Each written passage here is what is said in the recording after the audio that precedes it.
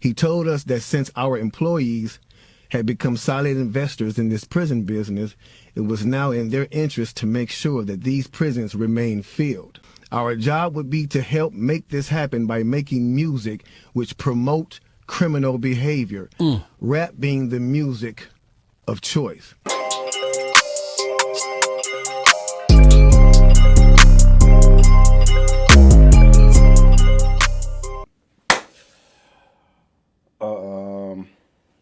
It ain't that type of video. I want to talk to y'all about something real quick. A lot of y'all may be aware, a lot of y'all may not be aware, man, but I got sent this video and it pretty much confirmed my thoughts and my feelings about this video that I wanted to make. Not sure how I really want to dive into it, man. I'm not sure what I'm going to call this video, but I'm going to let Crazy Bone give y'all the meat and potatoes, and then we're going to discuss things after y'all hear what he says. Because it's pretty wild. If you're unaware, it's pretty wild, man. It's pretty wild. The secret meeting that changed rap music and destroyed a generation. After more than 20 years, I finally decided to tell the world what I witnessed in 1991, which I believe was one of the biggest turning points in popular music and ultimately American society. Between the late 80s and early 90s, I was what you may call a decision maker with one of the more established companies in the music industry. The industry was different back then, since technology and media weren't accessible to people like they are today. The industry had more control over the public and had the means to influence them any way it wanted. Right. This may explain why in early 1991, I was invited to attend a closed-door meeting with a small group of business insiders to discuss rap music's new direction. Rap music's new direction. Yeah. Little did I know we would be asked to participate in one of the most unethical and destructive business practices ever seen. The meeting was held at a private residence on the outskirts of Los Angeles. Among the attendees was a small group of unfamiliar faces who stayed to themselves and made no attempt to socialize beyond their circle. Our casual chatter was interrupted when we were asked to sign the confidentiality agreement, preventing us from publicly discussing the information presented during the meeting. Needless to say, this intrigued, in some cases, disturbed many of us. The agreement was only a page long, but very clear on matters and consequences, which stated that violating the terms would result in job termination immediately. We asked several people what this meeting was about and the reason for such secrecy, but could not find anyone who had the answers for us.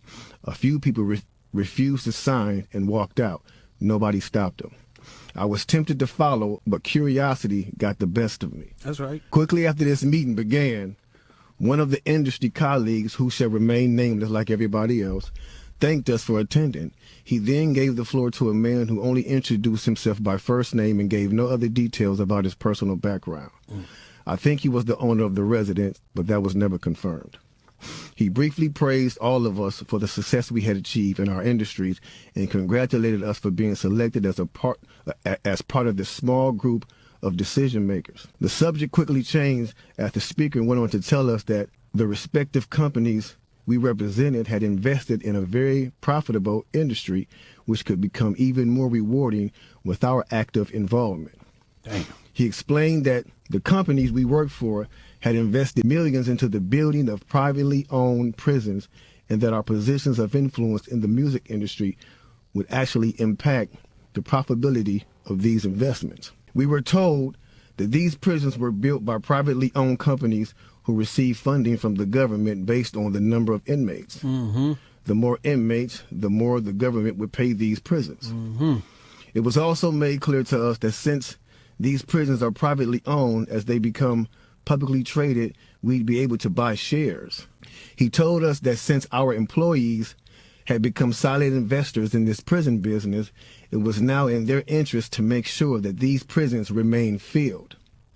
Our job would be to help make this happen by making music which promote criminal behavior, rap being the music of choice.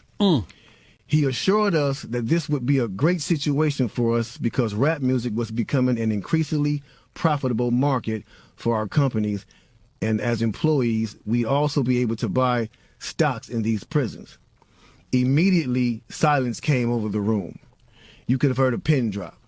I remember looking around to make sure I wasn't dreaming and saw half of the people with dropped jaws. My daze was interrupted when someone shouted, "Is this a fucking joke?" At this point, things became chaotic. Right. Two of the men who were part of the unfamiliar group grabbed the man who shouted and attempted to remove him from the house. A few of us, myself included, tried to intervene. One of them pulled out a gun and we all backed off. They separated us from the crowd and all four of us was escorted outside. My industry colleague who opened up the meeting earlier hurried out to meet us and reminded us that we had signed an agreement and would suffer the consequences of speaking out about this publicly or even those who attended the meeting. Damn. I asked him why was he involved with something so corrupt, and he replied, "It's bigger than the music business and nothing we'd want to challenge without risking consequences." Damn. Yeah. I've already seen the video, saw it a few days ago after someone sent me a link, man. I was surprised I hadn't seen it until now. I was already aware that this type of stuff was going on, or I was aware that there was a possibility of it going on, you know what I'm saying, through conspiracy and things of that nature, you know, hearsay. This is as tangible as it's going to get for me. Like, this could still be some cap, you never know, but I would tend to think that Crazy Bone wouldn't be out here trying to spread a bunch of nonsense, man. I mean, it sounds it sounds pretty valid. That's as evil can get, man. You know what I mean?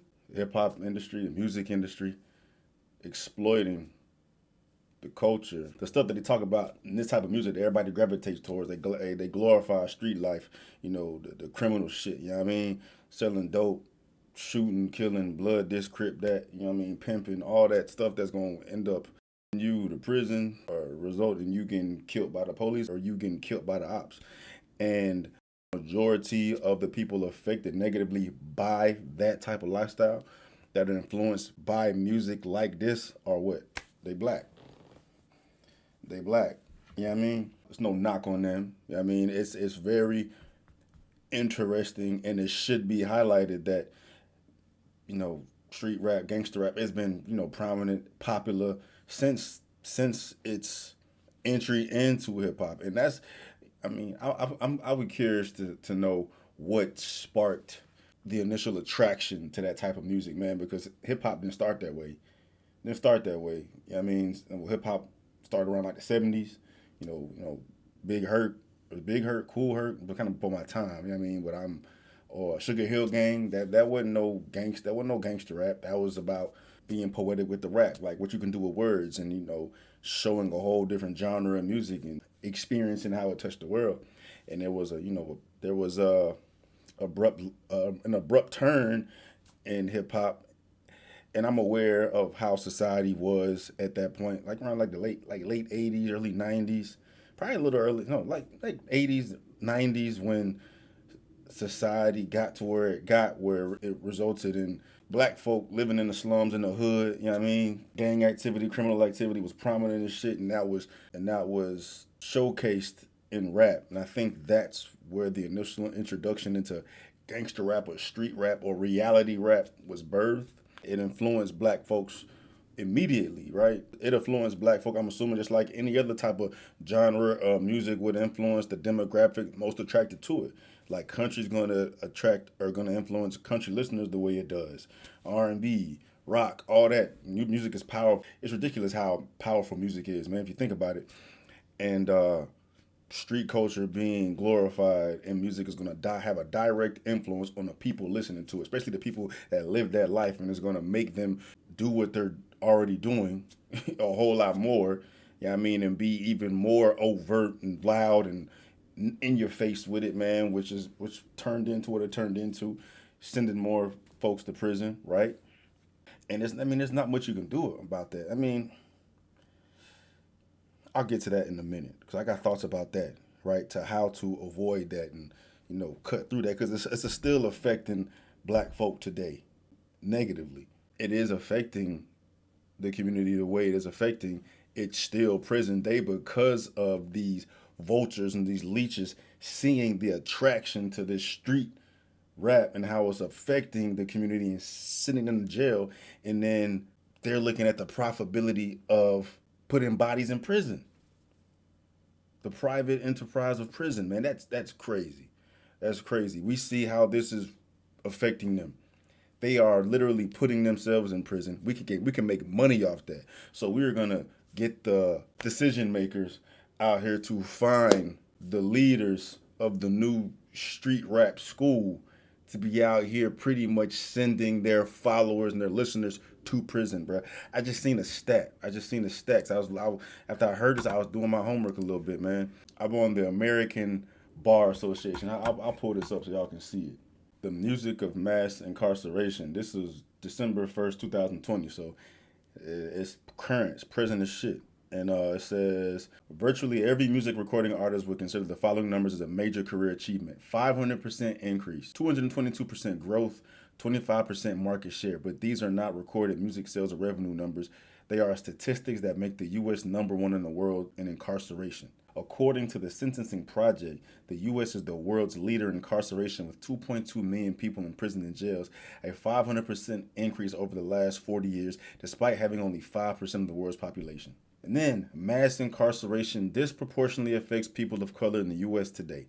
More black people are under the control of prison and corrections departments than were ever enslaved in this country. People of color make up 37% of the U.S. population, but 67% of the prison population. The disparity does not correlate with the rate at which crimes are committed. For example, despite the fact that whites engage in drug offenses at a higher rate than blacks, blacks are incarcerated for drug offenses at a rate 10 times greater than half of whites. And I understand that there's a lot more reasons why black folks end up in jail. That's not what I'm talking about. Y'all know how I feel about that, man. It's always other reasons why things are the way that they are. But with that being said, to hear of music industry gurus and elites trying to take advantage of the direct effect that this type of music is going to have on the people that live that life, to put those butts in prison to then profit off of that's some evil shit, man. I mean, technically, they're not doing anything legally wrong. You know what I mean? They're not forcing people to do what they're doing to put them in jail, but they're taking advantage of the culture. They're taking advantage of that lifestyle. And it's morally and ethically disgusting. I wonder how many lives were directly affected by what took place with the music elites having these campaigns. I wonder what artists were a part of it, directly a part of it. You know what I'm saying? I wonder how long it's lasted. I wonder how long it's still lasting. And it just makes me want to uplift the black folk, uplift the community whom are affected the most, right? Because that is what has to change in order for you not to be affected by this bullshit. It's on the people reacting and responding to the music. I mean, that's damn near an impossible feat, man. Like, I don't know what would have to happen to combat that exactly. Because just thinking about that relationship, any individual coming from that life, relating to what they're hearing from an artist, relating to the song, and that just directly influences them and how they move it throughout their life and making them more confident in the decisions that they gonna make. Like, I mean, and that life is glorified. It's glorified. You know what I mean? Like the street cred, the street image, going to jail, catching a body, making easy money, fast money. You know what I mean? Knowing the consequences, knowing that if you get caught, it's gonna result into these life altering things that's gonna affect you. And all that is known, but people, they still dive on in it, man. They still dive on in it. So what would have to happen in order for that shit to change to save the black folk from putting themselves in danger, man? Because it's only affecting the black folk like that. Even though hip-hop's biggest purchaser, the demographic who purchased the most hip-hop is the white community, man. It's not affecting white folk the way it's affecting black folk. And I know why, because they don't live that life, but it's just, I don't know what would have to take place to fix that. It's going to continue to happen. It's been happening for this long. We still got rappers getting killed from the music they talk about, man. On top of what's going on in the streets with outside of music, that's going to continue to happen. Now you got people that are empowering it. You know what I'm saying? Facilitating this murdering machine, this imprisonment machine to continue this cycle, to continue putting bodies in the prison where the powers that be are getting paid double time. They're profiting off their artists, and they're profiting off the bodies that this artist is putting in prison, man. And then the rappers is getting killed off themselves. Like the Young Dolph thing, bro. It didn't surprise me that Young Dolph got killed, man. By the way he move out, what he raps about. You know what I'm saying? King Von. I knew he was gonna die. I knew he was gonna get killed by what he raps about. Rapping about what's affecting the listeners, the hardcore listeners, the people that are directly affected by that music, and even like the easily influenced people who don't even have an affiliation to that lifestyle, but then they want an affiliation to that lifestyle because they glorify it and see, I'm gonna be cool now. You know what I'm saying? I'm gonna get bitches, I'm gonna get money and all that shit, dragging them motherfuckers in too. It's an ongoing cycle, man. Mo 3, Bankroll, Chinks, Nip, even though that Nip, you know what I mean, even though he wasn't glorifying that lifestyle, Nip, Pop, I mean, and then think about the music winning today. Young NBA, L.E. Chopper, Polo. I got a list up of like the top 50 most earning artists, I think, or whatever, of 2021, bro. You got, and it's not a lot of rappers on here. Not a lot of rappers on here. You know what I mean? And you got Rod Wave, Pop Smoke, Polo, Baby, Dirt, Lil TJ. I mean, those are all artists that glorify that lifestyle, man. These are the commercial ones. We ain't even talking about the ones that ain't even commercial. They're out here just in videos. Bobby Shmurda, goddamn, having the typical, weapons in the goddamn music video. Talking about, I'm shooting up this, catching a body that. You know what I mean? The shit we've been seeing for years on top of years on top of years, that is still winning because the audience is still mesmerized by it, still glorified, still attracted to it, which is directly going to influence a certain demographic and put them motherfucking butts in the damn prisons, man. It's disgusting, dog. Disgusting, man. I don't know what it'll take to get the kids to wake up. I mean, I don't know what you're gonna do. I mean, if you go to prison, you cool. You die, you fucking get praised. You're a martyr out here, man. Like, bro, it's the perfect system to just milk that for an infinite amount of money. It's just gonna continue. It's gonna continue, and the black folks is the only one affected by that. You know what I'm saying? Taylor Swift ain't Taylor Swift, The Weeknd, Eminem, Justin Bieber, Ariana Grande, Post Malone, Billie Eilish, Bad Bunny, Kanye, Doja Cat, Meg, Pooh Shiesty. I mean, he talk about killing. BTS, Travis, Rihanna. These are all the other artists up here that making money. They not putting no butts in the prison. They're not putting no butts in jail. It's just the street shit. They've been exploiting it. I would assume they're continuing to exploit it, man. And the kids just got to wake the fuck up, dog. Got to wake the fuck up, man. I would bet the majority of that shit you see on TV ain't even fucking real. They ain't who they say they is. And once they say something that will make them seem like they are that, then now they put themselves in danger. It's fucked up, man. It's fucked up, man. Yeah. On top of everything, this has been happening forever. I mean, I'm talking about some depressing shit. This is an ongoing cycle, but it's still present day on top of everything else we're dealing with. Society that's tearing fucking society apart, man. But I don't know. Gotta wake motherfuckers up. Wake motherfuckers up. But they don't want to get woke up. They don't want to get woke up. But you know what I'm here standing for, man. And I'm always gonna keep it. I'm always gonna keep it a buck. I'm always gonna keep it real. You know what I mean? Express my opinion on whatever the fuck it is. I don't give a damn. All right. Anyway, thoughts, comments. I'm out.